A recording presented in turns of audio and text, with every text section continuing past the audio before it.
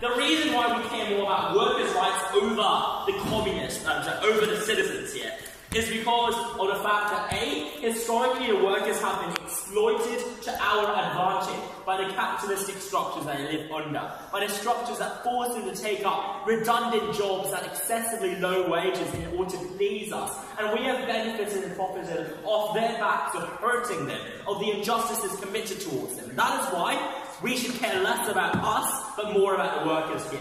Moral argumentation is used in this particular case to establish which stakeholders matters relatively more than each other. It allows you to weigh interests and compare which actor is the one you want to preserve the interest more on the basis of moral prerogatives and also reasons. That's why principle arguments are useful even when it's not a principle debate, because they're often there to allow you to say, maybe you're right, you win on this particular debate, or this clash in the debate, but it matters less in my victory in this particular clash, because I am benefiting those that are most morally entitled and deserving in this debate. Is that clear so far? Any questions? The third, yes. Where am I from? That's a very good question. Where did you come from? Yeah, that's actually a good question, because my accent goes all over the place, so there's a bit of Scottish in me, but I'm actually from Hong Kong. So I usually sound here Australian, but sometimes I can go into Ireland for no good reason other than the fact that you're used to having fascinating accents right times. So, I'm from Hong Kong. And yes? Just repeat, so the first one is to compare the different stakeholders, and the other one... Sorry, the second one is compare different stakeholders. Yes. The first one is impacting and explaining why the stakeholder matters in and of themselves, or amplify a particular outcome claim you're pushing forward. The third indirect usage of principles is a brute force frame. Now this sounds a bit weird. Take a step back. Suppose the motion is, this house would implement capital punishment upon people that trespass into private property. Now, you're on the prop, you're like, trespassing is a nuisance. People don't care about fines. Capital punishment works. They don't like to die. They don't like dumb ways to die. Haha. That is why this motion is efficacious. Solves the problem. Why not do it? This is where Opp says, maybe everything you said is true. But even if everything you say is practically true, there are certain lines and moral red lines you don't cross in reality. Like disproportionate abuse of human lives. Like torturing people just to get information out of them. Or, indeed, in this case, killing people that committed an incredibly minor violation. That is, even if you believe, like, to the extent you even believe that there is private property in the first place, it's still a very minor offence that you're trespassing, right? Because you're not stealing stuff, you're not killing anyone. So these people don't deserve the disproportionate punishment you impose upon them. So principal arguments come into here as a moral basis, as a way to say, we draw the line here, and we don't agree with your claims, even if everything you say is true. There are certain moral or morality-centric prerogatives that we have to adhere to. That means we cannot simply support this policy. More abstractly, let's do a thought experiment. Suppose that I am the police superintendent. I've come in here and said, one of you stole from my pet. So my pet dog lost his collar because one of you stole the diamond collar that his collar was made out of. So my pet dog is called Bobby. So you stole the collar from Bobby. Now here's the thing. You have two choices. Either none of you confesses, and I'll just simply kill all of you because you've stolen my pet dog's collar. Or you guys collectively nominate one person, say some random person sat here, and you. Oh, that's so mean. And I'll kill you, but I'll give up or sacrifice all of your life, or rather, I won't kill anyone else, I'll only kill you. So either you guys choose to have this person selected for my killing, or all of you die. Now my question is it morally justified for you? No. Morally not, but practically it's better. So practically it's better, but it's morally not justified to sacrifice that brave person there. Why not? Because everyone is everyone is. Everyone is equal, right? But to tease out the underlying moral philosophy, It is the idea of separateness of persons. That you can't use an individual's life and welfare as a way or a means to an end, because they are separate, they are distinct, they are different persons from you. It's not like maths. You can't say, I will take $10 off you and give you back $10 later. If I take away Theresa May from Theresa May's husband, I can't give back Theresa Bobby to Theresa May's husband and say, that's your wife.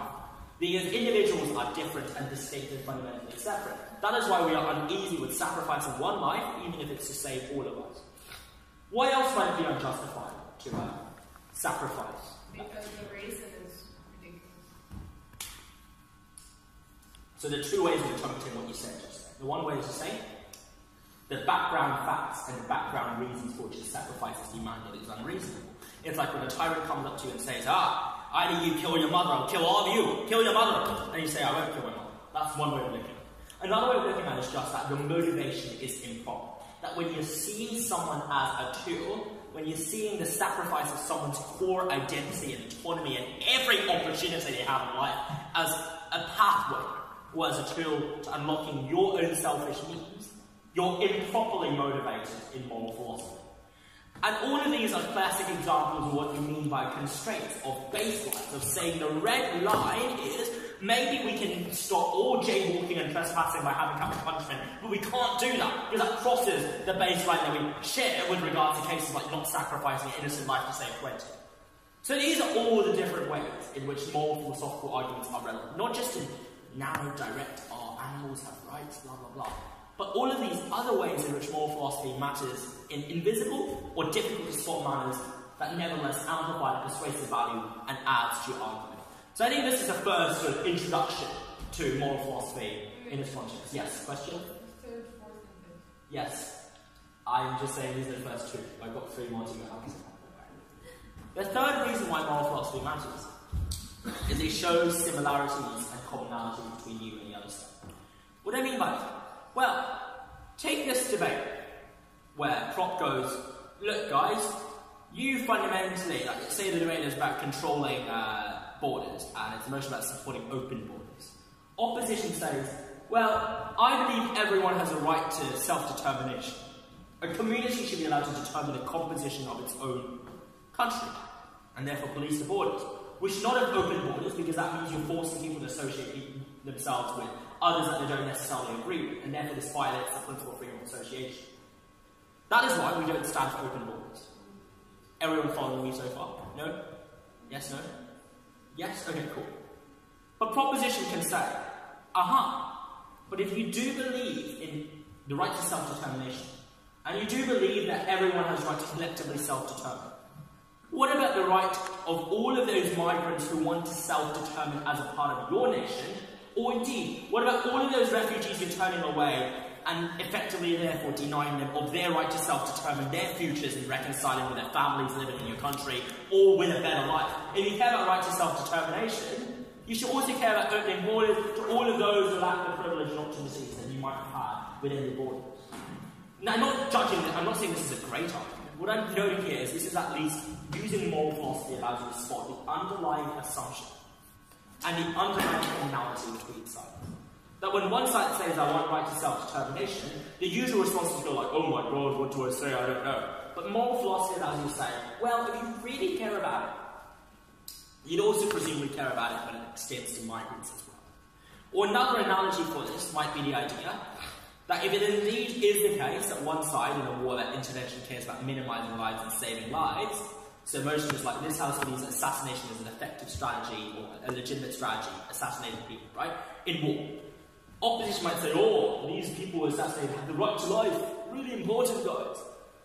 As prop, or first prop, or second prop, you just hear saying, well, if you really care about the right to life, what about the right to life of all of those innocent civilians brutally murdered by dictators? What about the lives of all of those who have to suffer a cost to the family and casualties because of civil war and strife? What about their rights to life in that case? So you're using moral argumentation to find commonality and similarity between you and opposition and say, given that, actually, we can win on your ground as well. So this is another reason why the third way in which moral philosophy is useful. It allows you to understand the core assumptions and normative embedments within these cases. Are we clear so far? Any questions? Cool. The fourth reason why I think moral argumentation is useful in debate is just debating is often about risk diversification and distribution. What does that mean? That means that when you're running arguments, you can either choose to run one single argument and bank your entire 7-minute, 14-minute case on it. Very easily rebutted and very risky. Or you can run multiple strands of claims that are logically independent from one another. So for instance, if the motion is like, this House believes that social movements should be allowed to use disproportionate violence or force in their campaigns. You guys have talked about this previously yesterday. Yes? Yeah. So you have a lot of reasons why disproportionate violence works. But is there a way for you to win the debate even if it doesn't work out in practice? Hell yes! What is it? It is the right to self-defense. But everyone knows right to self-defense. Like boring argument. So the gist there is like, you can defend yourself. Violence is a way to defend yourself. But that's not what the motion is asking you to do. The motion is asking you, is it reasonable for you to use disproportionate force in self-defense? How do you argue that? Well, you can start with an analogy. Suppose you're walking down the streets at night in, not to be racist, I'll just take a very shady Hong Kong neighborhood where I come from, just the neighborhood of Hong Kong. Very shady. You're walking down the street and you look at the wall next to you and there's a shadow following you. You're like, okay, there's a guy following me right now, or someone following me. And you keep walking until the shadow comes closer and closer and closer and seems to be a threat to you. And you turn around and see a drunken person with a glass in the bottom of his hand. Not doing anything to you just then. You have a gun with you. You shoot. And the gun hits the man. And the man dies. Were you morally justified in firing that shot? No. Who says yes? Who says no? So let's start with a no. Why would you say no? He didn't do anything. It's okay. Any other reasons other than he didn't do anything? So, going to, like, afraid because it comes all of a sudden out of somewhere and is almost, and it's like, took your clothes down and but still hasn't committed there, but is going to, like, it's... Okay. So we won't go into that kind of graphic detail, but so there's a risk, there's a threat, right? There's a threat to you. But he hasn't done anything. We're not sure. You're not sure. Okay. We don't know anything. Is there? So one at a time. Who is on the yes side? I mean, it is justified. You think it's justified because there is intent, there is the lifted glass bottle. Okay. So right, there's intent. But what if the man doesn't intend to do it? Then he wouldn't. No, he's just lifting it because he's drunk. Then you shoot him. I think what we're all for, yeah. First of all, he's a drunk man with a resin bottle glass. But you can always learn. You don't have to take this kind of measure of shooting him. Fine. Right. Okay. So there are lots of complexities. Right. You can run. Correct. So look, there are lots of complexities here, and obviously if you're opt to that motion, you'd say disproportionate violence is not justified because there are other alternatives, because it is not clear what the intention is, because it's not clear what they've done to you. And but if you're defending... Yeah. Like you don't have the permission to do right, that. good. But if you want to defend it, how would you defend it? If you're arguing on the side that says it is okay to shoot the man, what argument would you use? My life is more important than the position of vulnerability. Freedom of choice. Okay, so there are 3 different possible reasons here. No, these are all moral philosophical arguments. But one argument I would suggest that you can apply to that particular motion is the idea of subjective justifiability. Maybe it's all fair and square for us to be sat in this nice and friendly assembly and be like, well, actually, let's talk about the right to life of that man, let's talk about what this needs, talk about... Exactly. And you are in that moment of threat, you are in what Carl Schmitt terms the crisis moment, the moment of political urgency, a moment of threat. So you don't have the time to do all of these, what are the consequences, how do I interpret this act, do I have alternatives, can I really run away? You're really scared. And in that moment of limited information, of limited cognitive control you have, and ultimately, when you subjectively perceive there to be a credible threat to you at that time, and when you are someone with imperfect information, it might actually be justified for you to act in a way that is disproportionate. Because A, there is a potentiality of danger that is far worse for you than for them. Like, you don't think you would kill them. They think they could hurt, or you think they could hurt you. So there's a disproportionality or asymmetry in threats that is posed there. But there's also this sense that you are the more vulnerable one in that relationship, and therefore there's some compensation that you're entitled to as a result of that asymmetry. Or maybe there's the idea that you're subjectively in a position that doesn't allow you to choose sensibly and wisely, and if that's the case, that doesn't mean you should be allowed to stand still or be forced to stand still and do nothing, but instead you should be allowed to at least do something. And that something might be disproportionate, but it's nevertheless justified. You know what I did there is I took this example of you in this alleyway facing a potential criminal, I don't know if it's a criminal, maybe a criminal, to draw an analogy between that to disproportionate violence in self-defense. And what you're proving there is not just why you have a right to self-defense, blah, blah, but why right to self-defense extends to disproportionate violence. And that is the crucial power of moral philosophy. It allows you to point out fluffy, it's all very fluffy. It allows you to point at the fluff and say, look, this is why it is justified, as opposed to it's just good. And the reason why this is good is because these arguments about right to self-defense in cases where you employ disproportionate violence is far harder to rebut than people saying, oh, but it doesn't necessarily always work. You say, maybe it doesn't always work, but I can still prove that even if it doesn't work, or even if it's disproportionate, it's still justified. And that's the core crux of running moral argumentation as a separate strand to your other argumentation in a debate. You run it as a separate way of buttressing against the other side, possibly beating you on practical grounds. Are we clear so far? But the final reason why we need to talk about moral argumentation in general is just, by thinking about moral philosophy, we become better debaters and arguers in the process of doing so. What do I mean by that? Well, the very exercise I did just then with you guys, I think, is a case in point where we use hypothetical examples of scenarios, of different questions, rhetorical questions, to probe you to think in a certain way. And the way you facilitate this sort of discussion, or use rhetoric to convince people or sway people either way, is a technique you can apply to other non-moral argumentation.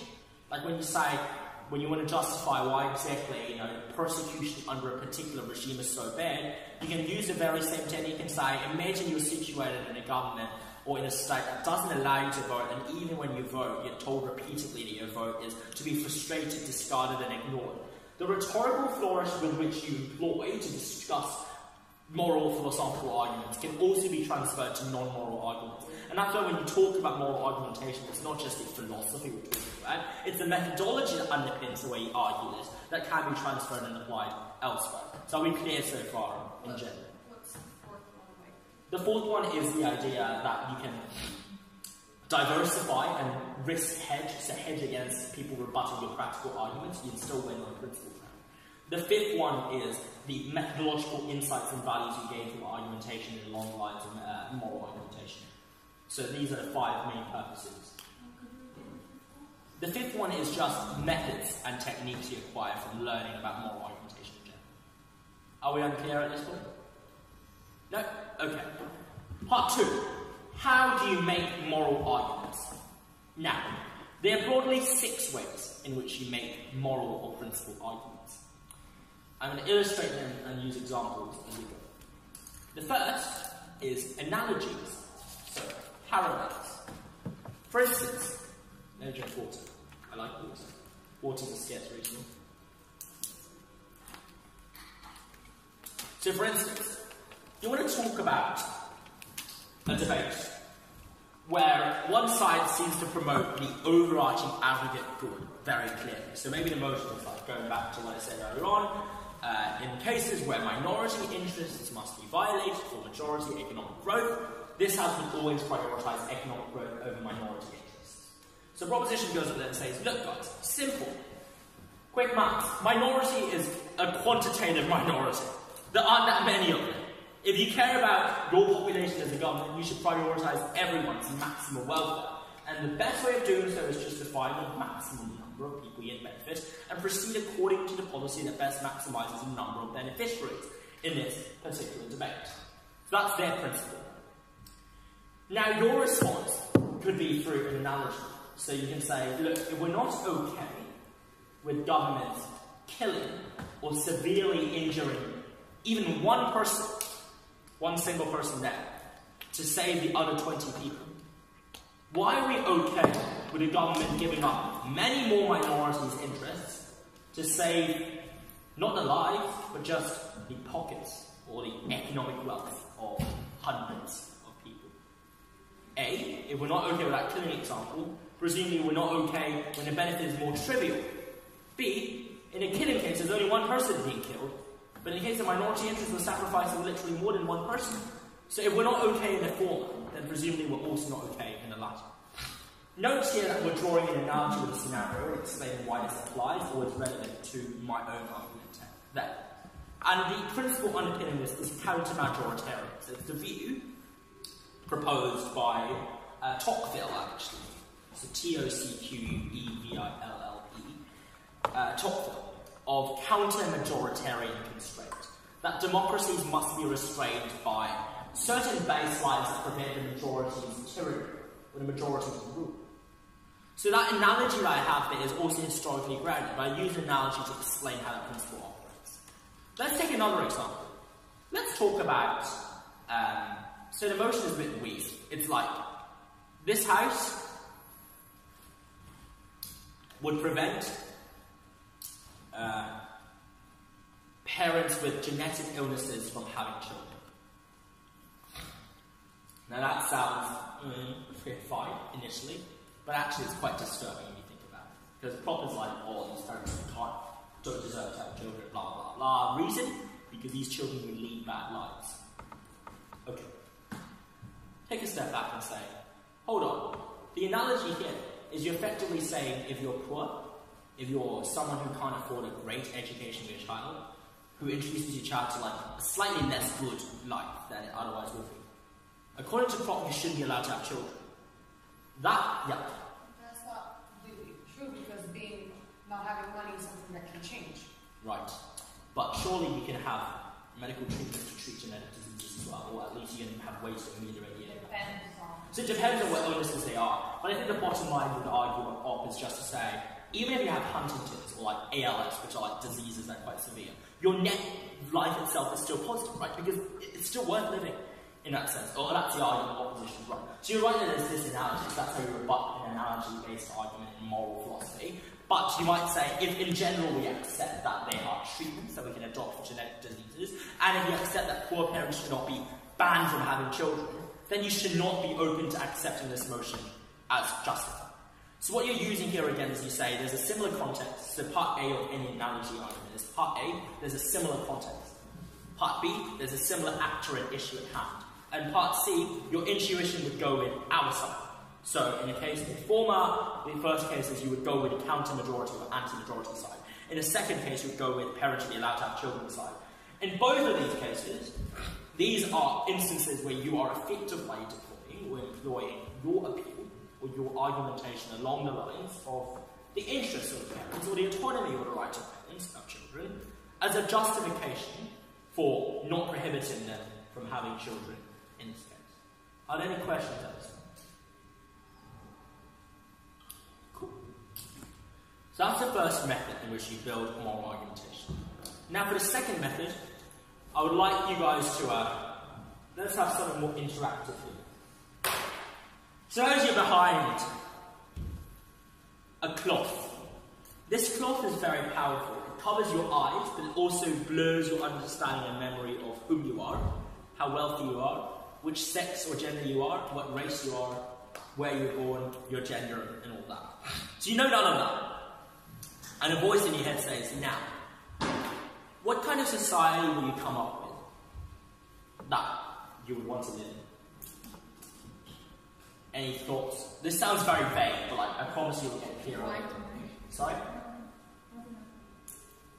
Like, do you want to live in a society that you might be punished for having a particular sexual orientation? Well, I need to maximize my chances that I'll be fine no matter the combination. Exactly. So you want to ensure, well, let's just start. You want to ensure that your welfare is generally acceptable regardless of whatever particular identities you take. Your welfare is fine. Now let's go into this a bit further. Let's probe this a bit further. So the argument adopted by John Rawls when he talks about the veil of ignorance and the theory of justice is he says, in these cases, people want to minimize the damage or minimize the harm you might suffer. Wouldn't, like, most people want to be, like, white, male, heterosexual, Yes. I don't know, whichever, want to be. Yeah, like they want. Right, so suppose you can't choose, and you have no way of deciding your sex, gender, race. You just literally, you don't know who you are, you've already given that identity, you can't choose your identity. You're like, oh, I don't know what my identity is, but maybe I'm white, maybe I'm not. I thought we chose. No, so you can't choose it. So, good starting point. So John Rawls is like, in this case, most people would choose a world where, regardless of what your identity is, the worst case scenario for you is still not that bad. So John Rawls thinks we want to minimize damage and minimize harm. Some people challenge John Rawls and say, you're wrong. All we want to do is live, like, on average, an expected probability, the best life possible. So maybe there are some worlds in which, like, we would still go for a world where being gay or being Chinese or being queer means you have very bad treatment, but you're just taking a gamble. You're just saying, well, I'll take this gamble. I just want to have a good overall average life, like average utility, if you do maths like that. So that's another way of imagining this world. And still someone is like, I don't care about minimizing damage. I want to maximize the peak. I want to live the life where, if I am lucky, I can go the furthest possible and live a really good life. So these are all different worlds in which you might come up with different rules and norms and principles where you're setting up particular constitutional governing rules of your society. This whole exercise is a thought experiment. So a thought experiment is the second type of method you use in moral argumentation, where you invite people, maybe sometimes you have to elaborate a bit more, but you invite people to imagine themselves doing something that you invited them to. That proves your point. What is this something? Well, another thought experiment. You are currently at war. You're a soldier in the battlefield. So, you've been given a following offer. Either, so suppose you have a family member who's back at home and they're being interviewed right now. So I'm interviewing the family member and they say, well, you're the family member of this soldier who's currently in a battlefield. Would you rather that this soldier is actually alive but you think he's dead, or would you prefer that your loved one is actually dead but you think he's alive? And you never find out. And you never find out. So which one would you prefer? Would you prefer that the soldier is actually alive but you don't find out or you think he's dead? Hands up if you think that's the case. So your loved one is dead. My loved one, like my mother. So fighting in a battle, in a war. Right. So the two choices. Would you rather that your loved one is actually dead but you still think he's alive, or they're alive, or would you rather they're actually alive but you think they're dead? It would be better for me the first one. The first one, right? Okay. So who goes for the first one where they're alive but you think they're dead? Okay. And who would go for the latter? Okay, good. So when you want to argue that most people go for the first option, you're using it to prove the idea that we care something more about actuality and actual objective truth than what I subjectively perceive to be the truth, or what I subjectively perceive or think of as true. Where is this applicable? Well, this is applicable to drugs, where drugs might give you the sense and illusion of being in power and in control, but actually you're not. You're just operating under the influence and control of the drug. So the analogy here is you would rather not live in a world where you're under a constant LSD and you're like, oh, I'm the king, I'm Milos, I'm the king. I love Milos, by the way, but like, whatever. And then not actually be the king. Versus a world where you are the king, but you don't think of yourself as the king. Like Viva La Vida, you know the song, Coldplay. You hear Jerusalem bells are ringing, Roman Catholic choirs are singing. Okay. So that's the kind of analogy we draw. It's a thought experiment that highlights the value of authenticity, of real life, of living in an objectively true scenario and knowing that to be true, and knowing that to be the case, compared with a world where you might subjectively think something is true, but it's just not objectively the case. So that's a bit abstract and wishy-washy, but there are many ways of applying this to drugs debates, to debates about inducing a state of pleasure in people who can't experience pleasure, or even just debates about whether or not pain itself is valuable. You might get emotional like this as prefers a world without sadness, or without pain.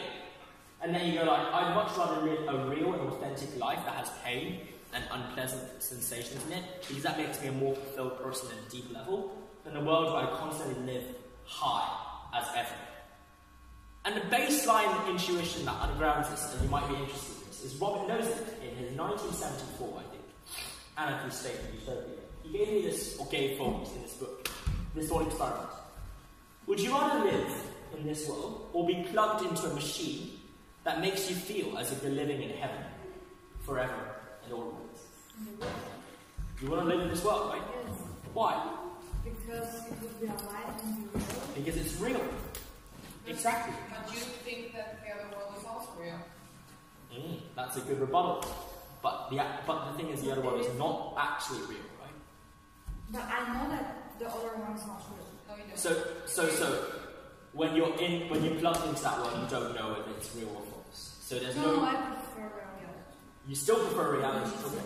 And you wouldn't prefer reality. Well, it really depends on like close ones and so on and so forth. Like the fact that they're just never gonna see me again, then no, obviously. But if it's just me as an individual, okay. Yes. In the case that you live in a challenge, basically, and it's not really pain, any struggle, anything bad which can occur in the real world, then it's way better to live in heaven than to struggle with the real world and eventually die. Then, do you think, has anyone watched Inception? yes. Do you think she should have come back to real life? Yes. Yes. Well, they were like 80 in the dream, like that life was up anyway. It was almost over anyway. They would have died of old age. Well, assume that they could then go into a deeper level of dream in limbo and they could live forever. Yes, Then because someone's waiting for them in the real world. And you're waiting for a train on the track and you never know where it takes you. Yes. If we care just about that person or for his family. Good. So there are lots of questions you're all asking here, and these are all good questions you ask when you see the other side run arguments like this. You're like, hold on a second. Have you thought about other factors that might be considered as morally relevant, like your loved ones, like your concerns and preferences, like whether or not your life is actually worth living in the real world? Or have you really considered whether or not we're just screwing our intuitions over because we think that we would know that we're living in a fake world, whereas if we're plugged into a fake world, we really wouldn't know we're plugged into the fake world, so it doesn't really make a difference. These are all reasons why thought experiments are limited and ineffective and not always useful, but you see what I did there. I started off with a thought experiment, and I noted why they might be limited in places, but more often than not, you can just use thought experiments in your speeches and get away with it, because no one's going to spend time doing what we as philosophy majors, and I indeed do this all the time, spend literally hours talking about the accuracy of a particular thought experiment, right? So I think thought experiments are useful in invoking a sensation in your judgment. It's to say, like, we presumably would not be okay or happy with living in this fake reality because we value authenticity. Now, obviously, I would say, like, no, I would love to live in a fake world, and that's where the debate happens, right? But at very least, you've given an argument on your side that supports this conclusion. A side detour, though, is, how do you know we're not living in a simulated reality right now? Exactly, you don't, so just enjoy it. I mean, how do we know we're not, living in a fake reality? We are. No one's willing to kill themselves to find out. I mean, But suppose an evil demon has gotten into our head and created the images of each and every one of us, that none of us, apart from you, exist. Then, hello? No? Like, what if we are living in merely a reality that's simulated and controlled and concocted by an evil demon? Well, what can we do with our Exactly. We can't do anything about it, so we may as well embrace that fact, right? So if we are already plugged into the experience machine, then let us experience the most out of it by debating. Great. Okay, next method that you employ moral argumentation is what I call bottom-up logic. So this is a third method, which is explanation of arguments in a very rigorous and logical manner. I rarely see this done well, but when they are actually done well, they're often done to great effect. The challenge here, of course, is you don't have much time to do it. But I think the way you do this is, let's take a look at the right to self-defense case I talked about just then about disproportionate violence. The way you might use to build up the argument from a bottom-up approach is to say, rather than using the alleyway analogy, you might say, look, there are 4 reasons why in general you should be allowed to use disproportionate violence. The first is, disproportionality must be considered in context of all things considered. That is, maybe in this case, one single government not allowing you to vote in this particular policy, and you killing that official is disproportionate. But if this is a government that for the past 70 years has made your family live in a very small plot of land in your country, and is only doing this additional policy as a final grade or a final step to their complete annihilation of your political control, maybe it is not that disproportionate. In the grand scheme of things, all things considered, that you use disproportionate violence against them for this particular action. So recognise here that it's an argument that proportionality goes deeper than just mere superficial proportionality or disproportionality. And this is how you build one layer of argumentation as to why disproportionate force can be justified, because it is holistically and on an aggregated sense proportionate in a wide scheme of things. Another way to build it up, bottom up, is to say, look, your right to self-defense expresses an underlying moral commitment that you are most responsible to yourself, that your own prerogative as an agent, as a morally opposing agent, is predominantly, I hate myself, is morally predominantly to yourself as an individual actor. Ergo, if you express and accept that normative commitment, you would also accept the very fact that others' lives are just morally less salient and relevant to you than yourself. Now, the other side might say, well, hold on, doesn't this mean that you can therefore justify dictators murdering people? You say, but this right is conditional upon you being a moral actor in the first place. So moral agents like Gandhi or nice people are entitled to this privilege, but if you're a dictator, you forego your right to prioritise yourself because you ignore other people's rights to prioritise their own self-interest in that sense. You might argue, therefore, that this is another reason why fundamentally you can use disproportionate force, because you have the ability and justification in valuing and prioritising yourself over others in that particular normative trade-off. The third reason you might outline here, and we're getting more and more abstract, so just buckle up, lads, you know. The third reason here is, I'm going to drink some water. No, it's scary. Don't do that, guys. It's dangerous. Living the laddish gangster life, right? So, the third reason as to why it might be justified is the idea of subjective rationality. That morality is proportional, and morality is linked not with what is objectively, according to the omnipotent, all-knowing figure, right or wrong.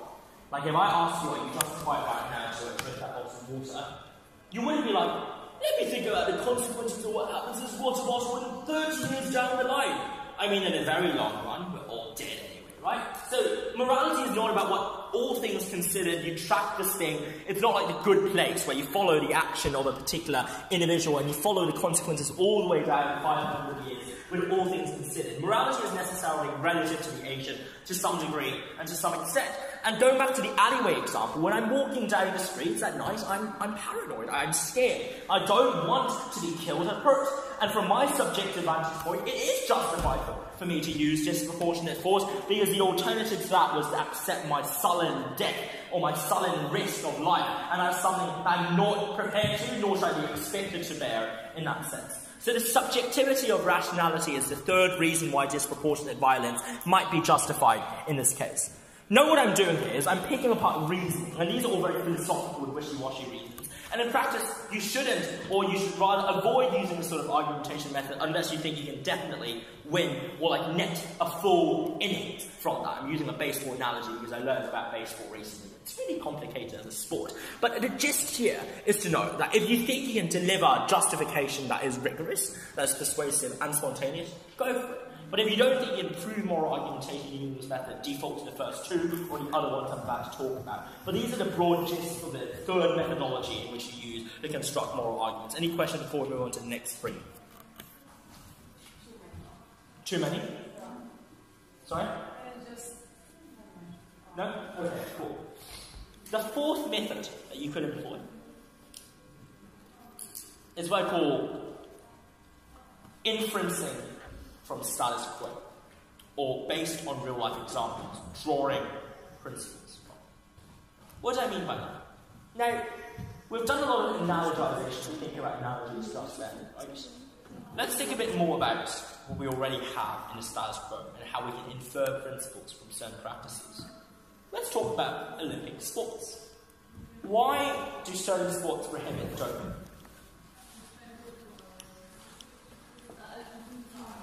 Doping, as in like taking drugs, like improving performance. Yeah. Unfair. Okay. Good. Yeah, but if everyone starts doing it, it's fair. So I'll start with that thought and I'll move on to your thought in just a second. Both are good thoughts. So you might extrapolate from this practice of Olympic sports the thought that fairness matters even in very, very competitive settings. That's why in debate and BP, you have rules, right? You can't introduce new material we're not with, or like new arguments not with, or like you can't speak for like 10,000 minutes we'd all be dead by then, right? Like, there are rules that constrain even competitive and so-called excellence-centric sports, oriented around fairness. But of course, then the question you have to that is also very salient to say, but here's the thing, why must we think this is the only way for us to be fair? And that's an equally valid question. But what you're both doing here is we're taking a practice that we take to be generally fine, like we think Olympic is just, you know, a decent, sound institution with certain flaws, and say, let's take a principle from it, and infer and extract a principle from what you do right now, and say, from their actions we infer that fairness is a consideration in sports, or from their actions we infer that fairness may not be the only, or this may not be the only way to manifest and create fairness in sports right now. But either way, you're using an existing example, an institution that we take to be justified, and taking away from it principles that you can apply elsewhere.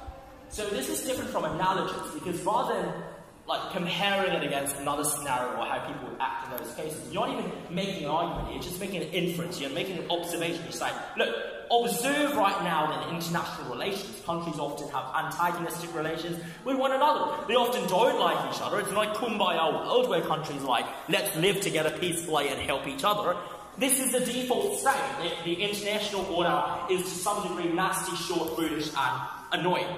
So from that you can infer the idea that maybe international relations or interests between countries should not be motivated by a purely benevolent or purely other-oriented and purely altruistic sense of morality on the part of political leaders. So you draw inferences from the status quo, and that is assuming the status quo is sufficiently accepted as moral by most people within a room and is not likely to be contested. You say, aha, this is a case of a principle that we all accept. This applies here. Let's apply the principle that proves my side of the motion. So that's another way for you to make a principle argument stick, because it is hard to explain and justify why perhaps a principle argument is absolutely and logically true. It is less hard when you can fall back on existing foundations and say, let's build the argument from that foundation upwards and onwards. Any questions at this point? Question? Question? No? Okay, cool. And I guess the final, so I cut out the sick because I realised it's a bit similar to the fourth, so ignore the sick. Well, I haven't even said sick. But like, the final way in which you make a moral argument is you do it as a form of rebuttal. You listen very carefully to what the other side is saying, and you take what they say and the underlying normative principle to which they're committed to, and you use it for your own advantage. How do you do that? Well, suppose the motion is, this House supports Brexit. Opening up says, guys, Brexit is important because democracy is important. Democracy is important in the sense that we must respect the people's vote, and the people voted to leave the European Union. Brexit. That's OG's argument. You're OO. You don't even come up with your own argument or principle. You just say, they want democracy. Okay? Let's take that principle and use it for my side. How? One, a lot of the people voted under sheer lies propagated by the likes of Farage and extreme Eurosceptics and people that just didn't fundamentally understand the notion of integrity when they campaigned for Brexit. So if you care about democracy, presumably you care about democracy because it reflects our genuine wishes when people aren't deceived, lied to, or fundamentally tricked by the people. Ergo, if you care about democracy, that's the first reason that you should reject Brexit, because it is anti-democratic in that sense. Or the second reason is democracy is about the people now governing the people now. Recognise that the vote 4 years ago, or 3.5 years ago, was done by a population, binding a population, and it's very different from the current voting population. Why?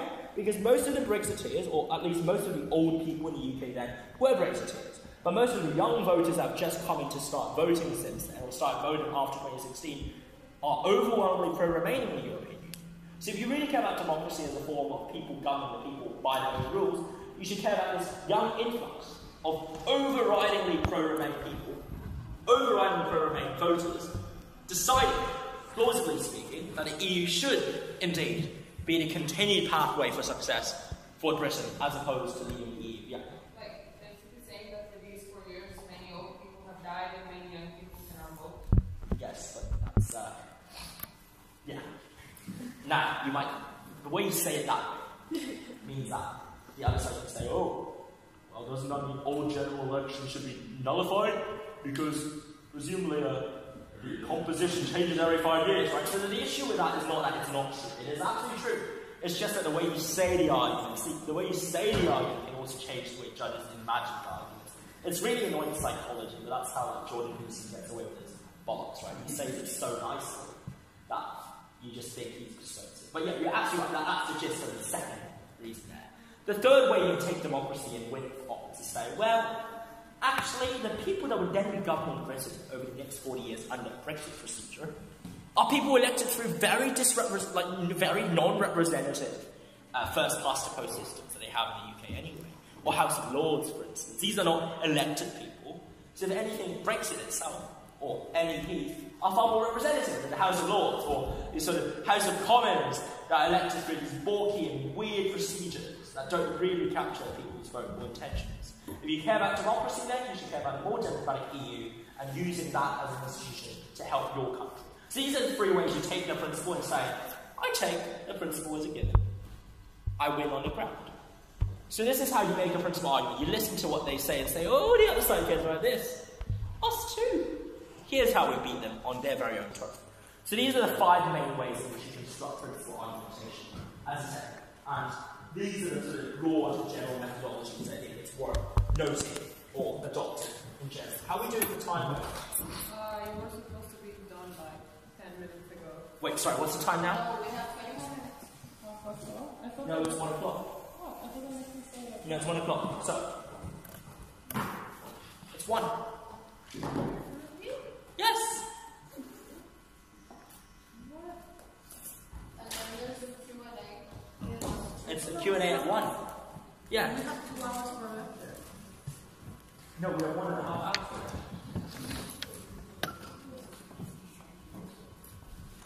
Oh shit, I need to do somewhere else. No worries. Great. It's on a 6th floor. I'm sorry, Lucia.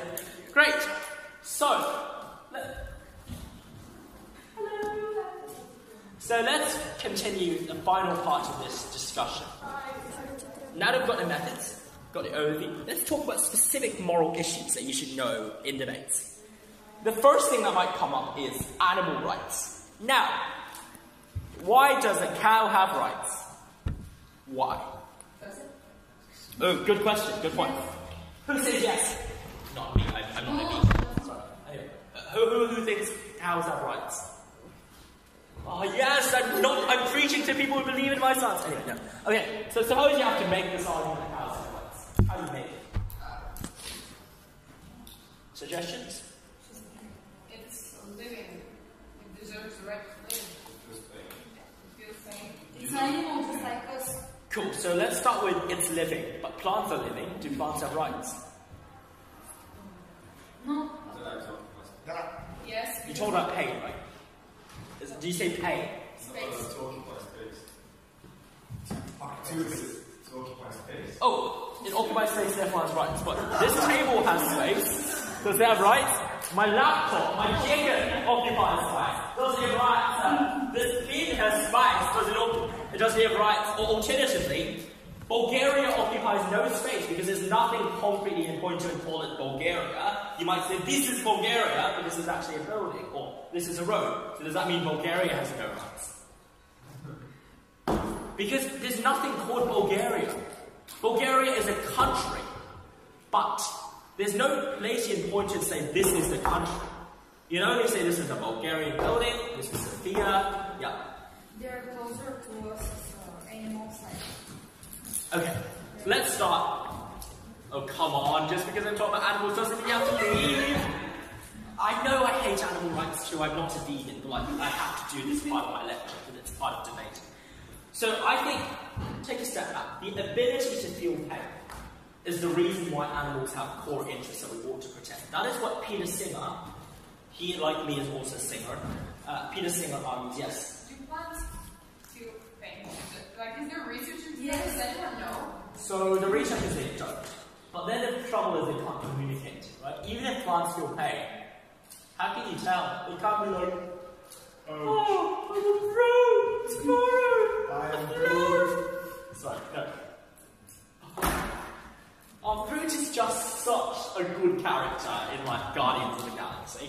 But You know what? I really don't think he should have died alongside Spider-Man in the Endgame. I'm just kidding. These are all fake spoilers. Right, so the wrong spoilers are not correct spoilers.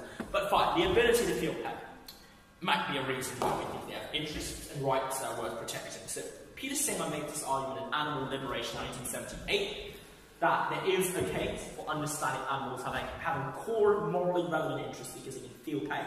And they can be like, oh, ouch, it hurts for me to be a cow, boo. What's another reason why animals might have rights? You first, yeah. So, everyone would want to defend the rights of their pets, and because they value them, they love them. Good. So why should the pets have rights and some other animals should be used for food and have no rights? So the argument here is a claim of arbitrariness. Part one, we do care in general and think that certain pets have rights. Part two, it is arbitrary that some animals are our pets and others aren't. All animals should be extended this particular treatment. Very good. That is the same logic that underpins, by the way, Gerald Cohen's Marxian critique of the welfare state. Why can only some people get welfare but not those who also deserve it but only don't have it as a result of bad brute luck? Good. Very good. Jerry Cohen, 1989, on the currency of egalitarianism. Very, very good reading. Yes, next. Yeah. Is that valid because those pets have rights because their owners decided that this is going to be a pet and so I'm giving them their rights? Like most countries. Like, I think the UK wanted to make it illegal, but like, I didn't think they didn't. Like, it's illegal to eat your dog if you want. Like, yes, it is absolutely legal to eat your pet dog. I've done that many times. Dog. A dog. Oh no, just no. Like, but that's the point. My fellow Chinese have. That's the point that the owner decides what to do with the pet. Good. So how would you rebut that? The owner would have the right to punish someone who actually damages their pet. It is somewhat like property, but still, if a person can give them rights and something like humanity, why should not all animals receive this? Why aren't children the property of their parents? Because we're the same kind, it's like our homes.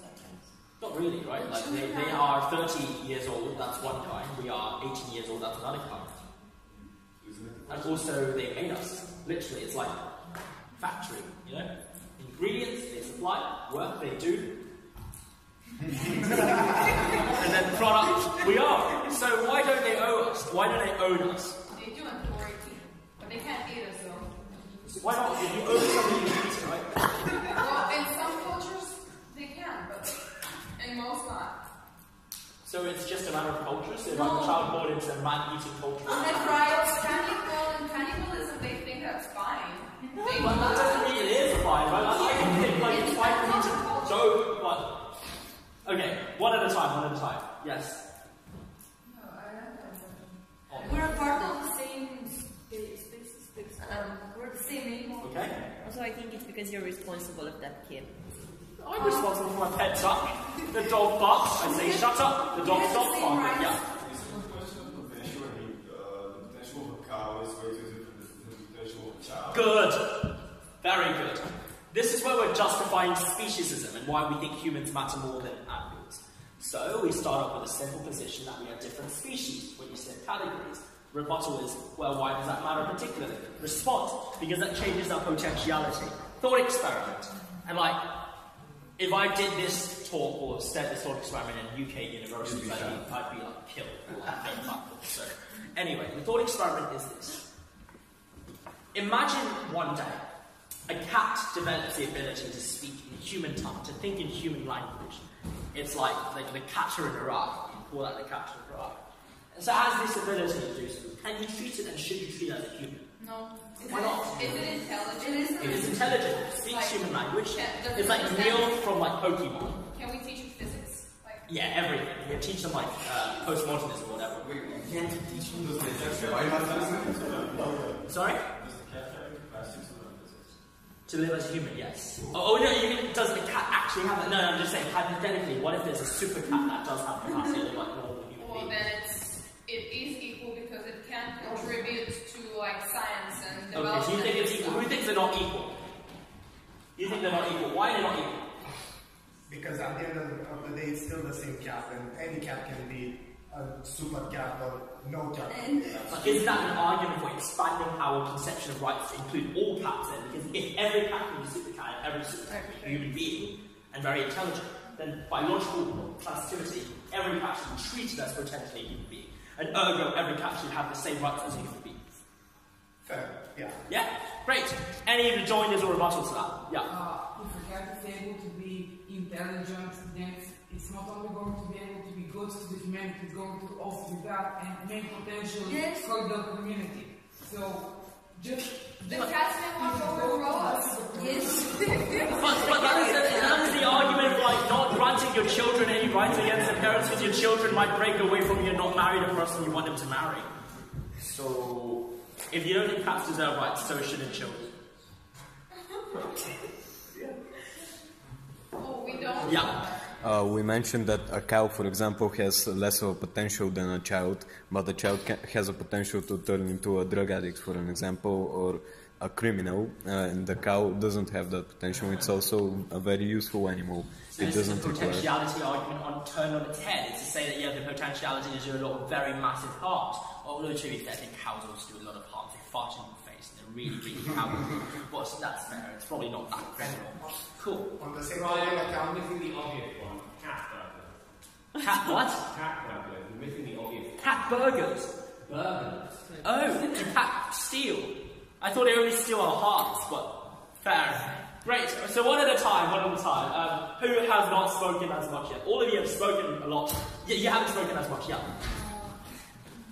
Well, we have rights because we talk about what we want to be right for us. We justify ourselves. So we have skills and we have future plans. We prove our point when we talk about why we need these rights. But animals don't talk. Therefore, they can't justify themselves. But what if I'm just I hate philosophy, I hate talking about rights. Does that mean I never lose my rights? No, right? But yes, but if we have this cat can talk, then it can talk for its community, its species. But don't you think that's a really dangerous argument? Because when you're saying that cats can't be given rights because of their communities, it's like saying, well, I am Chinese. I hate Hong Kong people. I won't give Hong Kong people rights because they'll speak for their community, but not the Chinese community. Actually, no, sorry. The mainland Chinese community, they won't be locked up. We're part of China, technically. So, but... It's about leaders. And okay. This cat is its species. Good. And they're going to be after. Good. So you, and then... Yeah. Okay, we give these cat rights, but what happens with our responsibilities? Because we all have rights, but also something to do for the world we live in. Like, we all have to work to make something for the world. Good. Also, what will this cat do for us? But what if the cat does a lot of good work? Like a super cat? That is great. Yeah. So, the upshot of this discussion is moral philosophy is A, very confusing, B, there's no right or wrong, and C, it's very fun.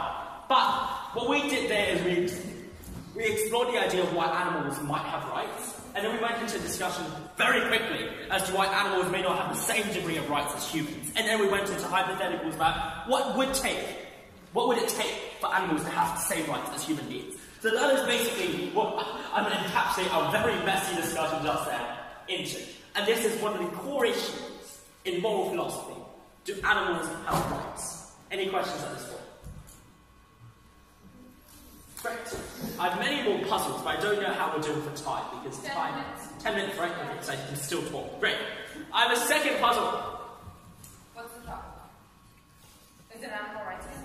It's called a non-identity problem. So, should you pollute the environment in a way that kills off, or not kills off, sorry, that makes life really bad for future generations in 100 years' time? No. I'll be dead. You'll be dead. But is it morally right for you to pollute the environment so badly? No. No, right? Yes, I don't have the permission. The reason why it's not the case, it's not, the reason why it's immoral is because you hurt them, right? You make their lives worse, right? That's the argument. Okay. Let's take a step back. Has anyone heard of the butterfly effect? Yes. So, if I change one thing in the universe, right? If I'm not standing here, but I'm standing here instead, at that moment in time, things change around the world. Our air particles change, You might leave this classroom 5 minutes later. You might leave with a different person walking out that door. You might go to a different lunch. In some cases, if a governmental policy is altered and changed, then you might end up with a very, very distinct possibility that you might not have the same people meeting with each other, forming relationships with each other, starting families with each other, having babies with each other. What this therefore means is that a single change in what we do right now can alter the identity of future generations born. Indeed, it's raining now, but anyway, I think I'm less boring than the rain. You can change the identities of a future generation born in 20 years' time with one single policy difference or one single act that goes differently right now. Are we clear so far? Yeah. So, if you don't pollute the environment now, the people that come into existence in 20 years' time will be completely different people. Do you follow? Well, clearly then, these individuals are still better off having lived than not lived at all, right? What? Because they live because they're If you didn't pollute, they wouldn't live. But because you polluted, they live bad lives, but not terrible lives. Because other people would have existed instead of... Correct. So they would not have lived. So by not polluting them, you're killing these people. That's why your philosophy is. So, before we all descend into pandemonium, do you guys think this is a problem? Yes. Who thinks it is a problem? You broke logic for a bit. Sorry, just fix it. Now fix it. Who thinks it is not a problem? Why is it not a problem? Because these people, as the topic said, they don't have an identity yet, so it's not like you're not actually killing someone because you don't know who it is and you don't know who it will be. You're still preventing life. Yeah, but you're helping other life be better. But individuals are separate. They don't have an identity. But we can't sacrifice him for the 20 people here. But he already exists. Yes, he already okay. exists. He has feelings, he has a life, he has a That is very good. That is actually exactly what I wrote about in my second paper recently. It's my second published paper. Your response is a response I gave as well. Good. Sorry. Anyway, no. Yeah.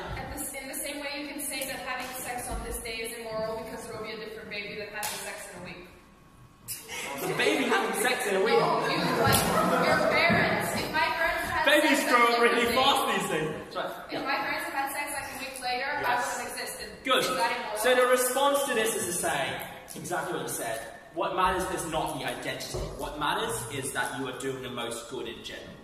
That is the argument. And if you're polluting the world, you make them live worse lives than other people that would have come into existence in their normal lives. In Athens. So that's one way of resolving the non-identity problem, yes? My way of doing this kind of thing is that at this point, the future being uncertain, everything can be justified. Either polluting and having some life that will have worse life, not a good life, either not polluting and have other lives. So they're both equal. Yes, they are both equal. Everything is justified because we don't know what's going to happen. So what if you create a virus that kills off 1 million of the world's population, but without that virus? But that virus it's unbelievable. But it's still justifiable because we deal with the problem of overpopulation, which will lead us all to a point of crisis anyway, eventually. Oh gosh. Mr. Stark, I don't feel so good. Good. So the reason why I wanted to bring in this discussion on non-identity problems is because the underlying question is what makes life worth living, which is a question distinctly related to Thanos, and that's why I wanted to bring this discussion to. So, I'm comparable, perhaps slightly less severe than the 20 people being sacrificed to the sheriff and police just then. Is it justified to kill individuals to stop overpopulation? And how can you justify it not being moral? So how can you say it is not moral? What is the argument you use to say you should do that? We should do that because... No, what is the argument you use if you want to say you shouldn't? There are other ways to deal with it, like preventing, like what China did with the one-child policy, because you could prevent more lives from coming to be than just killing lives. Is preventing lives equivalent to killing lives? No. Good. That's very important. Yes. Another good way to prevent killing half of the West population to overcome this problem is invest in space exploration and go colonize Mars and Did you watch The Wandering Earth? The what? There's a really bad Chinese movie called The Wandering Earth where like the whole plotline is dumb. It's like a bunch of Chinese engineers are bored and decided to like transport Earth to like a different solar system. It's just a stupid idea. But they made a movie about it. Anyway, ignore me. Good. So there are other ways through which you tackle this problem. Sure, what else? Why else is it not justified? If I'm existing on Earth, I'm a person. I'm Bob, I'm Sam, I'm Brian. Can you throw me under the bus to kill 20, to save 10 people? No. So why do we think it is okay to kill millions of people? It's not even saving lives. If you save billions, it's not great. If you kill 20 to save 10, it's a bad. If everyone is going to die if I don't do that, it's just... But it's not the case that overpopulation leads to everyone dying. It just means they're living worse lives. It doesn't mean everyone dies. Well, no, at one point the population will be more than the resources available and we will all die from starvation. So, the problem with this argument is, have you guys heard of Malthus? Malthusian population growth? Yeah. It's population growth is exponential, whereas resources growth is what's called. The way you model population growth is, there are several ways you do this. The first one is exponential. The second one is the idea of a bottleneck, where you have this cap. So Malthus has this view, but he was then challenged by those who say it will be a declining birth rate, CF, a lot of Western Europe right now, and developed countries, when it is declining birth rate, because of the need to accommodate things like rising costs, or the realization that, after all, it's not economically rational to have a lot of kids. But neither of these population growth models is actually accurate. So I came up with a population growth model that is actually a delayed differential equation. So, in practice, population growth operates like this, where you have a period of that, and then you enter a stage of flux, and then at this point you have a critical resource breakthrough that allows you to support another population growth. That is how, in many cases, population growth in the world has worked. The reason why we're worried about overpopulation is because we're currently here, or rather we're currently here in like the end edition of this, and we're worried about the rapid acceleration that's seamlessly going above that particular tangent. But what we're actually entering here is merely a phase of population flux that would eventually trend towards this asymptote until they gradually hit another resource breakthrough. What am I saying? What am I saying here is that even though there's worry about overpopulation, people adjust and acclimatise and respond to these pressures or rising costs until we get another moment when there's a resource expansion in time, and you never get far more technology to get an expanded world. Mars, maybe. Is there life on Mars? I don't know. It's a good song. You might get life on Moon, right? And that is how you get another point where you break free, like Ariana Grande, and you get a new population growth trajectory. Yes? So wouldn't that only work if every part of the world was equally developed? Not necessarily, right? Because you can imagine a world where a place, pun intended, a place or a country becomes very developed and takes in far more population, but actually not everyone else is developed. So I think we don't need to be so doom and gloom about overpopulation. Resources can be expanded, technologies can adapt, people realise and change the way they behave and act. So let's not imagine our world as one of nasty, short and brutish life, but let's imagine it instead with utopian hopefulness that you get from moral philosophy and from debating moral argumentation. And with that in mind, thank you very much, and that's the end of the lecture.